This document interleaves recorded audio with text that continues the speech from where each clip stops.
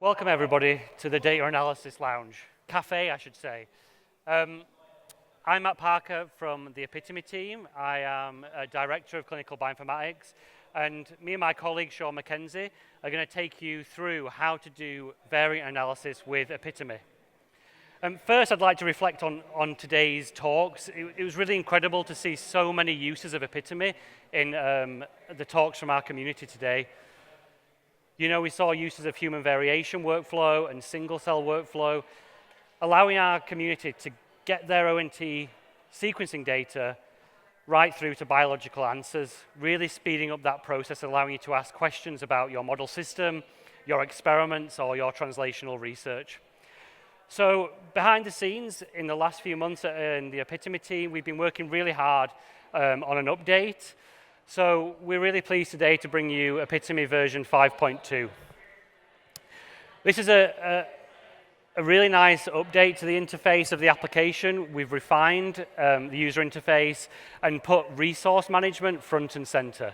Because we know the pain points in the community are about how they manage the resources on their local machines to get the best out of their analysis.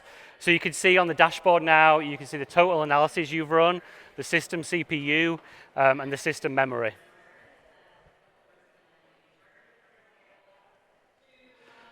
We've got the same great workflows, so taking you from human variation, metagenomics, TBAMR, right through to full human variant analysis for SNPs, SNVs, methylation, and Sean will show you some more of that later on. We want you to know how much resource EPI2ME is using on your machine. So we've introduced disk usage. You can see how much the app takes up, your workflows, and all of the data, so you can manage that appropriately. The settings screen's been updated, so you can see that you are ready to run workflows locally with Nextflow and Docker running. Also, we replicate the Docker system settings, so you can see exactly how many you've configured to run your workflows. When you launch a workflow, it now tells you about the requirements you need to run that workflow, the minimum plus the recommended, and you can compare that to the resources you have available on your computer to make sure you can run the analysis effectively.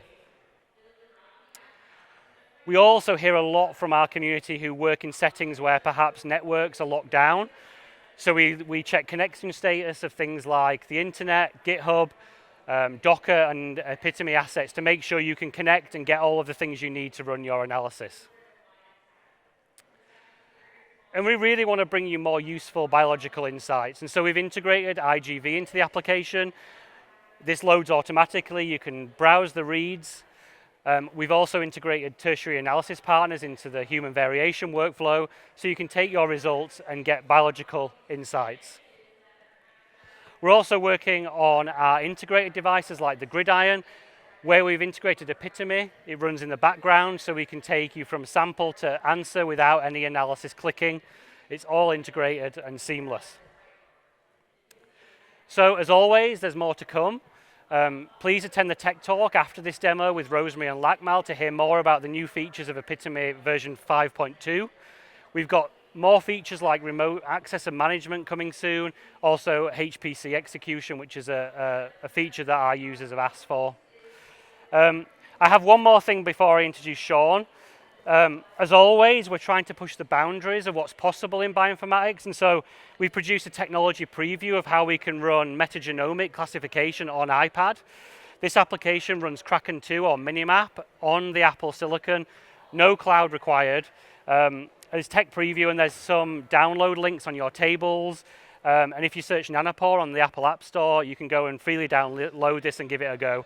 So that's really exciting what we can do with Nanopore data on the iPad. So without further ado, I'd like to introduce Sean McKenzie, my colleague from the applications team. The applications team assess the tools that we use in our workflows to find the best, to give you the best answer we can from your Oxford Nanopore sequencing data. Sean is Associate Director of Genomics Bioinformatics Applications, and he's a bit of a legend internally with doing assembly and human genome analysis. So Sean, please take the stage. Thank you, Matt. Thank you. Hello, everyone. Today, I'm excited to share with you all a deep dive into one of our more popular EPI2ME workflows, WF human variation, which is our analysis toolkit for complete genomic characterization of a human sample. Now, what do I mean by complete, and why is this important? So, it turns out that typical short-read-based WGS and WES genetic analysis only can interrogate a very small subset of human genetic variation. That is, small nucleotide variants, including single nucleotide polymorphisms, or SNPs, and small insertion-deletion variants, or indels. But these two types of variants together make up less than 20% of the genetic variation present in a given human sample.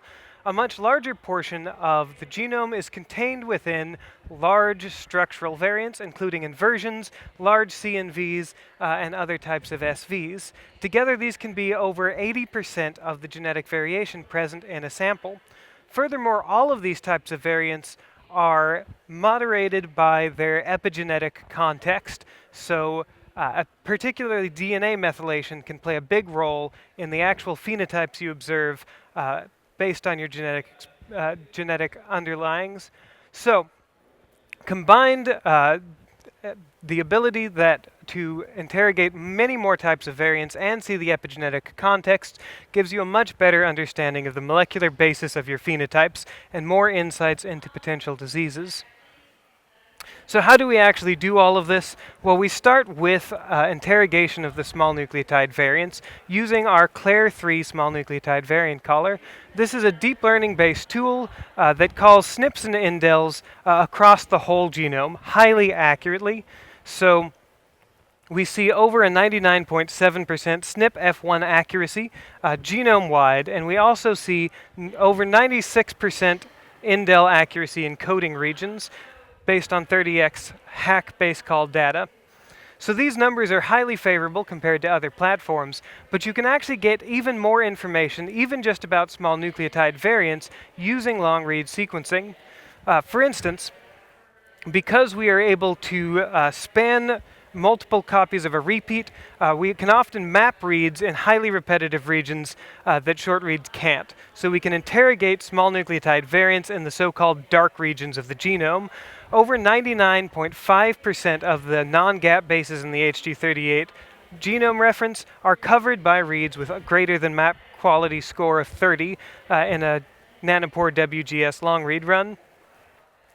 Additionally, because our long reads can span multiple heterozygous variants, we can assess whether any two neighboring SNPs or indels are on the same physical chromosome or opposite, that is, if they're in cis or trans, and we can chain these observations across heterozygous variants to reconstruct local haplotypes just based on the reads in a process known as molecular phasing. We can, using this method, reconstruct local haplotypes or phase blocks that are multiple megabases in length.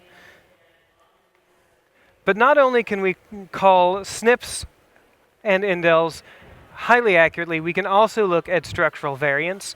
So our workflow uses the Sniffles2 structural variant caller to call translocations, inversions, duplications, and large insertions and deletions using alignment discontinuities, or break-ins. Now, this is a highly accurate tool, giving us over 96% F1 accuracy against the GIAB SV truth set. Furthermore, because these long reads also contain on them neighboring SNPs, in particular heterozygous SNPs, we can also assign these structural variants to those local haplotypes in a process called structural variant phasing, still using the Sniffles2 tool. So this means that we can interrogate whether any given variants within a gene are on the same or opposite copies of the gene, and therefore identify compound heterozygous mutations without sequencing the parents, even if the exons are extremely far away in the genome. Now, there are certain types of very, very large copy number variants that are hard to detect with Sniffles2 because the break-ins are difficult to resolve because they happen in very large repeats. So we also use the Spectre tool to call copy number variants, very large copy number variants, based on read depth. Between Sniffles2 and Spectre, we're able to get all of the different structural variants. In addition to looking at the genetic variation in your sample, though, we can also interrogate the epigenetic variation. So the hard work for this is actually done before we put the data into our workflow by the Dorado base caller running the Remora epigenetic modified base detection algorithm. Now, in fact, this combination of tools gives us the highest 5MC CPG calling accuracy genome-wide of any method we know of, with over 99.5% accuracy in distinguishing between canonical and modified CPGs genome-wide. You might have noticed a theme here, but additionally, we cover more of the genome than with short-read approaches, and because any given read both contains canonical base information and the epigenetic information and can span multiple heterozygous SNPs, we can look at methylation frequency in a haplotype resolved manner for each haplotype separately, i.e. we can phase our methylation as well. Now, the final tool run by the workflow is our small tandem repeat genotyper straggler, which calls genotype expansions in clinically relevant STR loci. So for instance, here I'm showing straggler calls in the FMR1 gene, which is causal for Fragile X syndrome. And we see one allele that's very highly expanded and one allele with slight expansions. As you may have noticed, keeping with the theme, we also are doing this in a haplotype-specific manner and can associate this with other data. So for FMR1 in particular, this can be modulated by epigenetic context because you can have X inactivation skewed in X inactivation that leads to more of the pathogenic allele being inactivated. So we can look in haplotype-specific manner at the methylation status around our FMR1 expansion and gain insight into the expected severity of the disease. Now, all of this may have sounded extremely complicated, but that's the beauty of the EPI2ME workflows. All of that is handled under the hood. All you need to do is input your data in BAM file format and tell the workflow what reference you want to use. The workflow will then handle aligning the reads to your reference, performing preliminary QC, and then calling all of these different types of variants.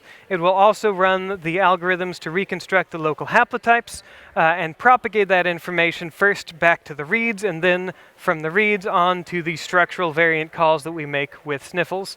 As well as the methylation frequencies that we get using the ModKit tool. All of the genetic variants will then be annotated based on their genomic context, so any genes that they interact with and their predicted effect on those genes, as well as any ClinVar alleles for the SNP data. And then all of this gets output in both easy-to-read reports, which we'll show you in a second, as well as all the raw data you might need for any downstream tertiary analysis or further investigations.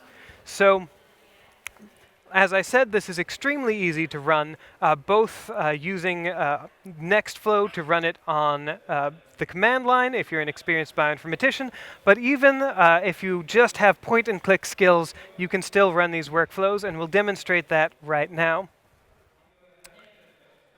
So we have the EPI2ME app, and this will load all of the different possible workflows you might be interested in, including our human variation workflow. So you simply select this workflow. It will install it if you haven't installed it already, and then you can launch the workflow and begin setting the very few options you need. First, you tell it what kinds of variants you want. Again, we want the complete picture, so we're going to check all of these boxes to get small nucleotide, structural, short tandem repeat variants, as well as modification frequencies. You then point the workflow to your data, give it a name, and tell it where your sequencing BAM file lives, and then point it to your genome reference that you want to make your calls against. At that point, it's simply a matter of launching the workflow. Now, this will take a few hours, and I assume you all don't have a few hours to wait here. So we have run one of these already. All of the data is saved within the EPI2ME application, and you can go back to your previous analyses quite easily. So we'll go back to this analysis that we finished running a while ago and look at these reports.